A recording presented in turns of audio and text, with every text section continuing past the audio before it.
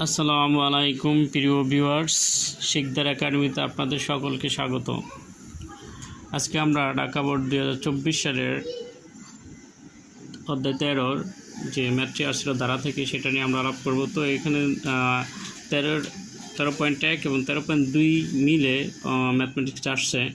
তো আমরা একটু দেখে নিই উদ্দীপকটা কী ছিল।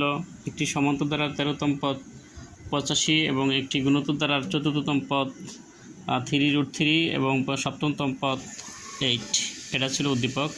আর ক নম্বর প্রশ্ন ছিল 4 + 7 + 10 প্লাস ধারাটির কোন পদ 181।